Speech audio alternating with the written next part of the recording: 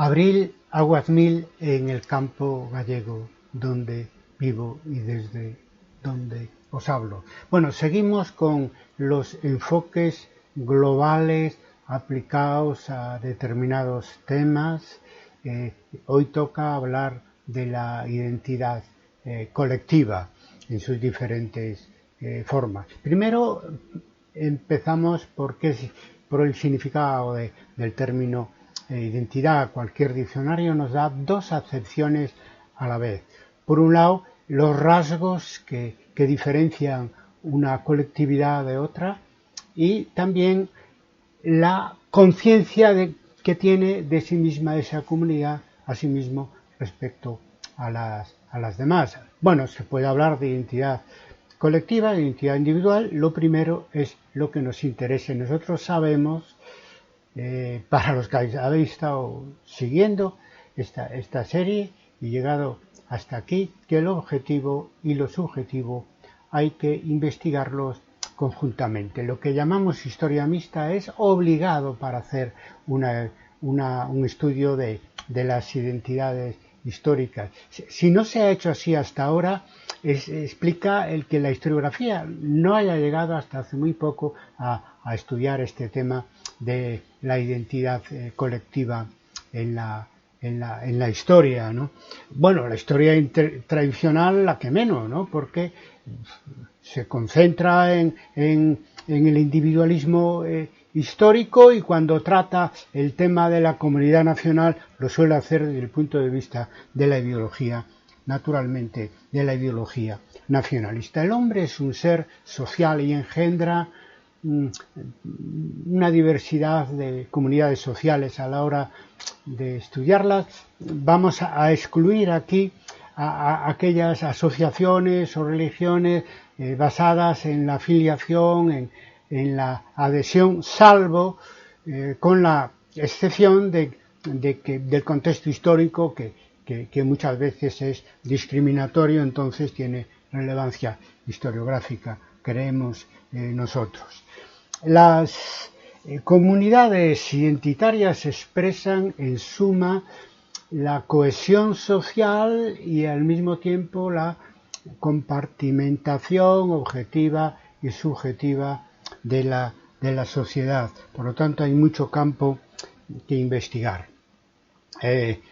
Hemos definido 5 tipos de comunidades identitarias en función de su mayor o menor relevancia histórica, ¿no?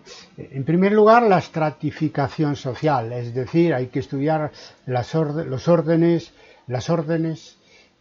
bueno, según a lo que nos estemos refiriendo, los estamentos, las élites, los grupos sociales y sobre todo las clases sociales. Después vienen las naciones, que hoy, curiosamente, a causa de la globalización, adquiere una nueva actualidad. Podemos decir, con rigor científico, que hay naciones en todas las épocas históricas. Claro, son muy distintas entre una época y otra, entre un contexto natural, geográfico, histórico, concreto respecto de otros. Eso seguro, pero es un fenómeno histórico por naturaleza. Además, sabemos que juegan las naciones un papel relevante en la historia, junto con las clases sociales, ¿no? Existe también una gran variabilidad, ya lo dije antes, no solo por grandes épocas, sino en un momento dado, entre un lugar y otro, entre un momento y otro, entre lo que es la nación. Eso es algo también que debemos tener en cuenta. Se trata, en suma, de un camino nuevo que está poco investigado y que merece prestarle una gran atención. El tercer tipo, después de la estratificación social y las naciones a los que queremos hacer referencia, son los géneros, ¿no? La diferenciación de género tiene su origen pues en los comienzos de la historia, aunque ahora hay investigaciones que demuestran que ya en la prehistoria había diferenciación de género. Primero se empezó, relativamente reciente la investigación que llamamos historia de las mujeres. Después se pasó a la historia de género, mujeres y hombres. Y ahora se ha ampliado a lo que se llama la LGBT, es decir, lesbianas, gays, bisexuales, transexuales, es decir, una diferenciación por género, de género subdividido según las diferentes opciones sexuales que existen hoy en día, también objetiva y subjetivamente, a lo que hay que añadir lo intersexual y lo queer, que es, digamos, la última adquisición en cuanto a esta clasificación que hacemos de la generación de comunidades según género y opción sexual, ¿no? En cuarto lugar, tenemos que hablar de las etnias a la hora de hacer historia identitaria, de las etnias que en el caso de Europa serían las que existían antes de Roma y que tuvieron continuidad incluso después de Roma y en la propia Alta Edad Media, y en caso de América Latina, pues, y de América en general, serían las etnias anteriores a la conquista y a la colonización, que en este caso han sobrevivido algunas de ellas en algunos países hasta hoy en día y juegan un papel histórico activo importante, como en el caso de Bolivia y de Ecuador, que curiosamente los movimientos indígenas se reivindican como naciones, ¿no?, para beneficiarse de algo que está muy establecido hoy en día, como es el derecho a la autonomía, cuando no a la libre determinación de las comunidades nacionales, un fenómeno antiguo, pero que hoy también, como consecuencia de la globalización, está de nuevo de moda. En último y quinto lugar, tenemos que hablar de las minorías sociales, algo ya hicimos anteriormente, minorías sociales de tipo político o estrictamente social o religioso que sufren opresión de grupo y por lo tanto merecen muy especialmente la atención del historiador. Metodología histórica para el estudio de las identidades. Bueno, algo ya hemos dicho. Yo creo que lo primero es imbricar lo objetivo y lo subjetivo, lo interior y lo exterior, lo material y lo ideal. Marx decía, creo que fue en la ideología alemana, pero me parece que en otros textos también, que a una sociedad no se la puede creer por lo que dice de sí misma, es decir, que hay que estudiar sus fondos, digamos, económicos, sociales, venía a decir. Bien, yo creo, enmendando algo parcialmente a Marx, que lo primero que hay que hacer es estudiar a una sociedad por lo que dice de sí misma. Es decir, estudiar lo racional, la conciencia, la ideología, estudiar lo emocional, en el caso de las identidades, el sentimiento de pertenencia, estudiar lo imaginario, es decir, los símbolos y las invenciones de tipo comunitario o nacional, naturalmente en conexión con los factores objetivos, asimismo claves, y en eso Marx tenía toda la razón, que nos llevan a las condiciones económicas, naturales e históricas, histórico-sociales, que crean un fenómeno nacional y que lo hacen evolucionar a lo largo de la historia.